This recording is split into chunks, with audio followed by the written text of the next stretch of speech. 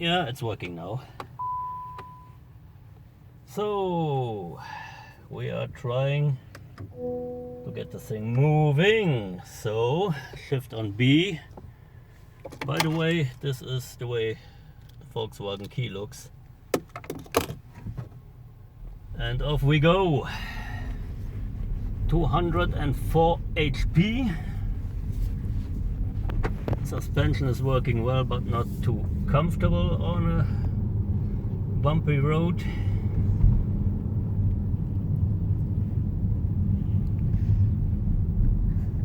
There is a head-up display also in front in this first edition.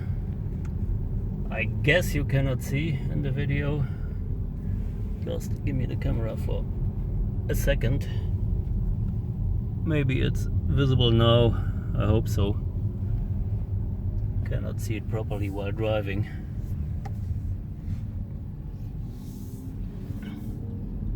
From 0 to 100 kilometers per hour, it's supposed to do it in 7.3 seconds with the 204 HP electric motor. With the 145 HP, it's 9.6 seconds. They don't tell something about Newton meters, how much torque the electric motors have.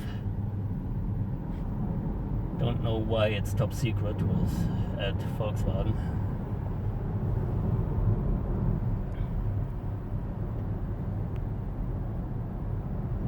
The cheapest Volkswagen ID3 is now about a bit more than 34,000 euros. But including the 16% tax and not the 19% tax, and also not including tax credits.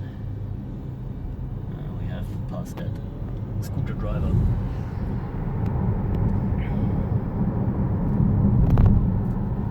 And I also saw at the Volkswagen dealership ID3 first edition with a lot of equipment with for the price of 46,000 euros, which is quite a lot. In that case, I would prefer the much bigger Kia e-Niro with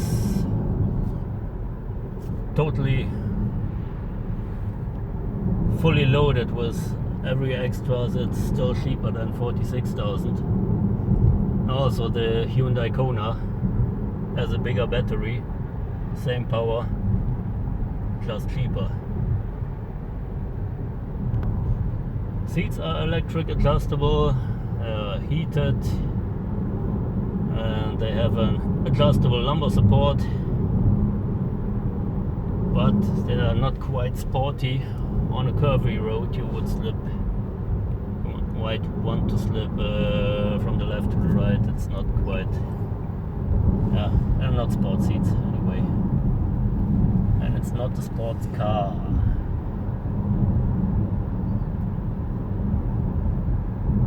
Batteries available with 45 kilowatts per hour or 58 kilowatts per hour.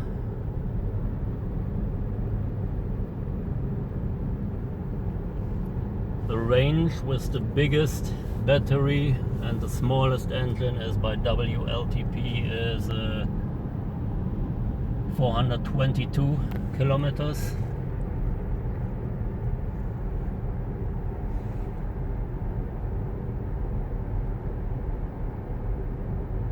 It's not as much as we expect.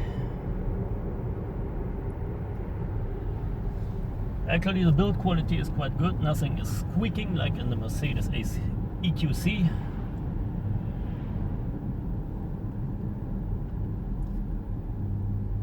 But you really have to get used to this whole climate control infotainment thing, because if you're driving this car the first time, it's really hard to find the information you want.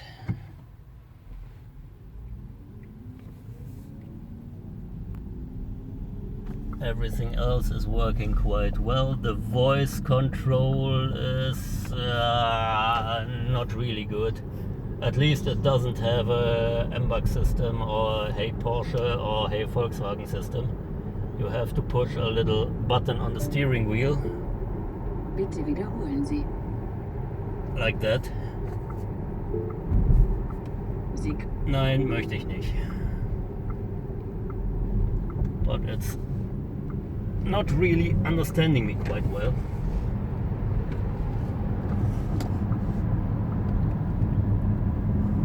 Traction is good. Top speed is 160 kilometers per hour. Could do more, but it's limited just to save some battery power.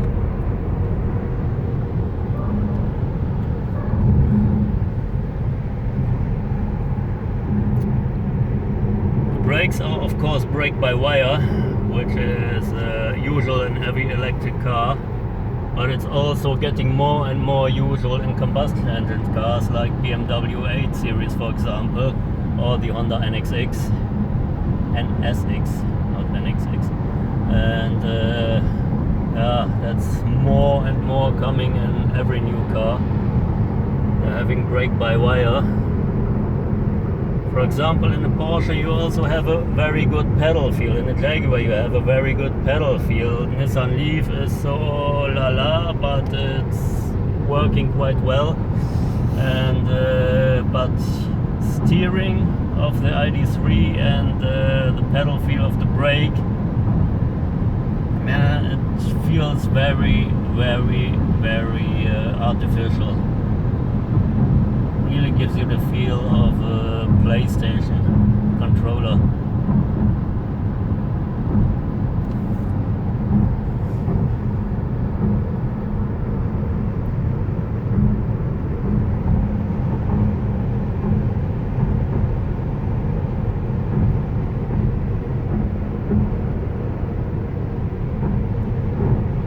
Cockpit is quite modern. I actually don't like that shape of the board computer here, and also the speedo in front, because just depends on the sunlight how it reflects the light.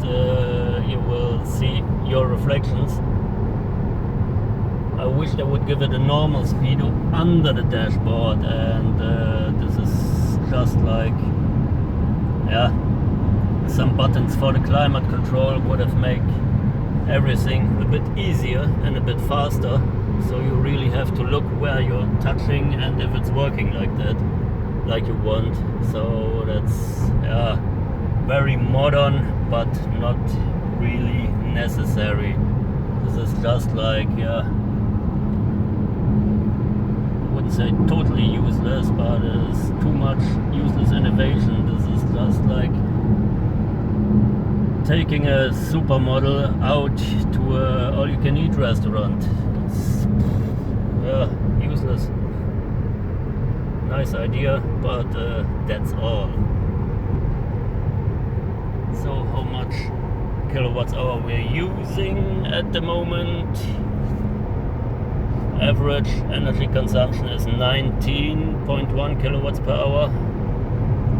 We're now having 122 kilometers per hour on the speedo. This is just the energy it's using now at the moment.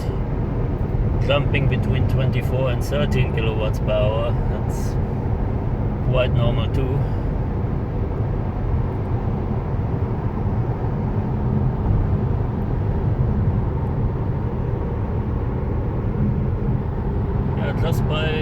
Just because this is quite an aerodynamic car, it's just using a bit more energy than I expected.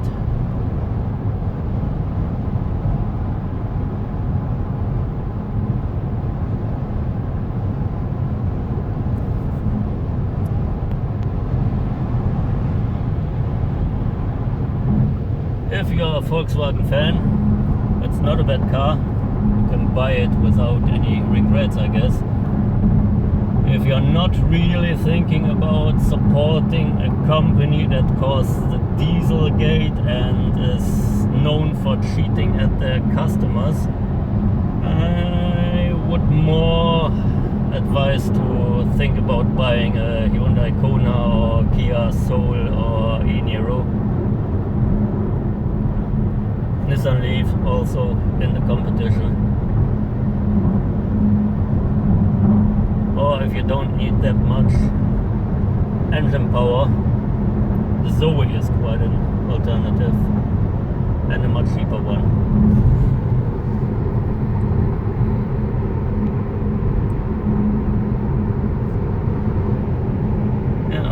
And on that terrible disappointment, we will end our video now. Don't forget to like, comment and subscribe.